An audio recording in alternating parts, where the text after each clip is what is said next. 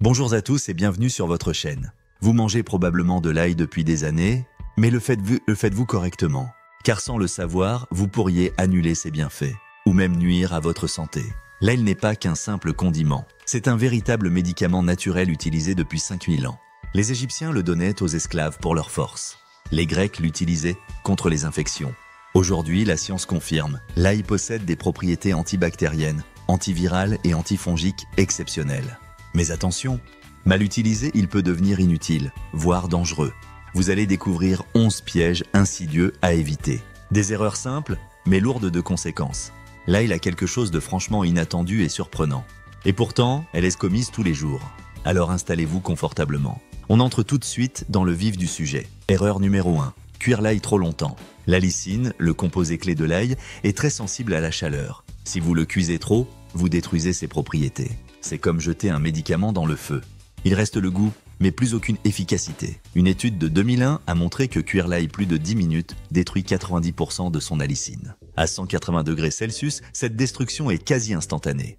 La solution ? Cuisez-le à feu doux. Ajoutez-le en toute fin de cuisson. Mieux encore, intégrez-le cru dans vos plats terminés. Votre système immunitaire vous remerciera. Erreur numéro 2. Manger de l'ail cru à jeun. À jeun, l'ail peut irriter l'estomac, provoquer des brûlures, vertiges, voire des malaises. Pourquoi cette réaction ? La lysine est un composé sulfuré puissant. Sur un estomac vide, elle attaque directement les muqueuses. Certaines personnes peuvent même développer des ulcères. D'autres ressentent des nausées persistantes. Toujours le consommer après un repas, jamais l'estomac vide. L'idéal, l'intégrer dans un repas riche en matières grasses. L'huile d'olive protège votre estomac tout en optimisant l'absorption. Erreur numéro 3, avaler l'ail sans le couper. La lysine ne se forme qu'après avoir coupé ou écrasé l'ail. Avaler une gousse entière annule tous les bienfaits. Voici le processus fascinant. L'ail contient de l'aline, un composé inactif.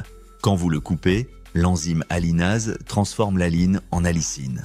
Cette réaction chimique est la clé de tout. Sans elle, l'ail n'a aucun pouvoir thérapeutique. Coupez-le, écrasez-le, laissez-le reposer quelques minutes. Plus vous l'écrasez finement, plus la surface de contact augmente. Plus d'alicine se forme. Erreur numéro 4, ignorez les interactions médicamenteuses. L'ail fluidifie le sang. Combiné à certains traitements, il peut provoquer des saignements. Les anticoagulants comme la warfarine deviennent dangereusement puissants. Le risque d'hémorragie explose. Il peut aussi accentuer l'effet des antihypertenseurs. Résultat, chute de tension, étourdissement, malaise. Avec l'aspirine, l'effet est décuplé. Une simple coupure peut saigner pendant des heures. Les diabétiques doivent être vigilants. L'ail peut faire chuter brutalement la glycémie. Avant de l'intégrer à votre alimentation quotidienne, demandez conseil. Votre santé mérite une vigilance totale. Erreur numéro 5, utiliser de l'ail en conserve. Trempé dans des solutions chimiques, l'ail en conserve perd ses actifs. Il ne reste que le goût et des additifs inutiles. Ces conservateurs détruisent l'alinase. Sans cette enzyme, impossible de produire la lysine. En plus, il est souvent riche en sel, ce qui peut nuire à la santé cardiovasculaire. Certains contiennent aussi des sulfites. Ces additifs peuvent provoquer des allergies respiratoires. Rien ne remplace l'ail frais. Sa richesse naturelle est inimitable. Erreur numéro 6, ne pas laver l'ail. Même si vous le pelez, des résidus peuvent rester. Pesticides, ces bactéries, moisissures invisibles, l'ail absorbe facilement les produits chimiques du sol. Ces substances s'accumulent dans la peau. Même bio, l'ail peut porter des spores de botulisme. Cette bactérie mortelle résiste à la cuisson. Rincez-le toujours avant de le préparer. Un geste simple aux effets importants. Utilisez de l'eau claire et froide. Frottez délicatement la peau avant d'éplucher. Erreur numéro 7, mal conserver l'ail. Chaleur et humidité favorisent les moisissures et détruisent ses bienfaits. L'ail se conserve naturellement grâce à sa peau. Cette protection naturelle régule l'humidité. Au réfrigérateur, il germe et pourrit. Les champignons se développent rapidement.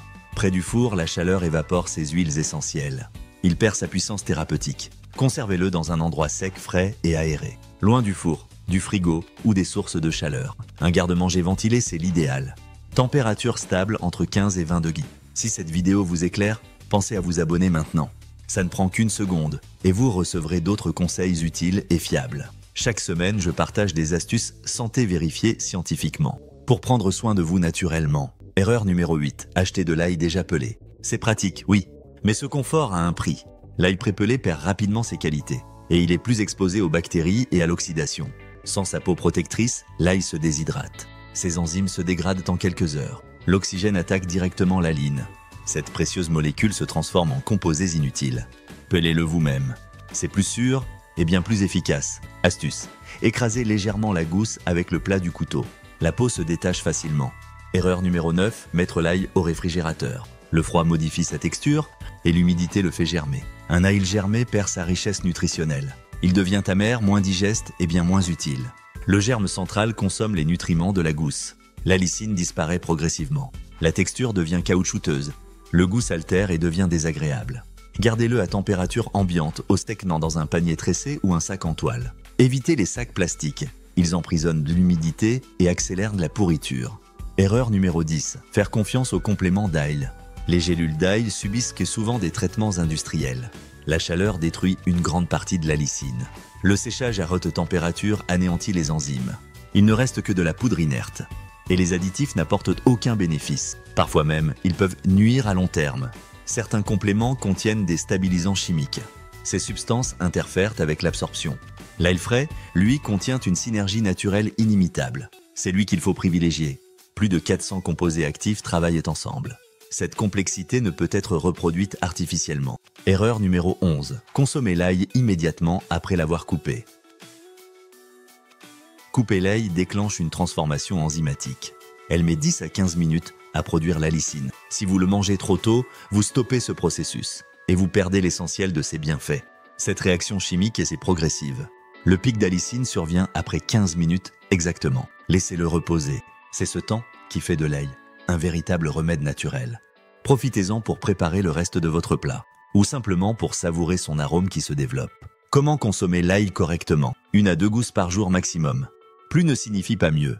Pelez-le, rincez-le, écrasez-le finement. Chaque étape compte. Laissez reposer 10 à 15 minutes. Patience récompensée. Cuisez-le à feu doux, en fin de cuisson. Préservez ses actifs. Si cru, consommez-le après un repas. Protégez votre estomac. Mélangez-le à du miel ou de l'huile d'olive pour adoucir sa puissance. Les bienfaits de l'ail bien utilisé. Pourquoi tout cela est important? L'ail peut renforcer votre système immunitaire. Il stimule les globules blancs. Protégez votre cœur. Il réduit le cholestérol et fluidifie le sang. Réduire la tension artérielle. Effet prouvé des 600 mg d'alicine par jour. Combattre les radicaux libres. Ces antioxydants ralentissent le vieillissement. Soutenir la digestion. Il favorise la production d'enzymes digestives. Réduire l'inflammation chronique. Cause de nombreuses maladies modernes. Stabiliser la glycémie. Utile pour les prédiabétiques. Aider votre foie à se détoxifier. Il stimule les enzymes de détoxication. Améliorer la santé de la peau. Action antibactérienne et cicatrisante. Renforcez vos voies respiratoires. Expectorant naturel efficace. Mais seulement si vous le consommez de la bonne manière. Voilà, maintenant vous savez. Ces quelques ajustements peuvent tout changer. Là, il n'est pas qu'un ingrédient. C'est un allié santé puissant, si vous savez l'utiliser. Si cette vidéo vous a été utile, partagez-la autour de vous. Et surtout, n'oubliez jamais, en cas de besoin, consultez toujours un professionnel de santé. Prenez soin de vous et à très bientôt pour une nouvelle vidéo qui pourrait bien transformer votre quotidien.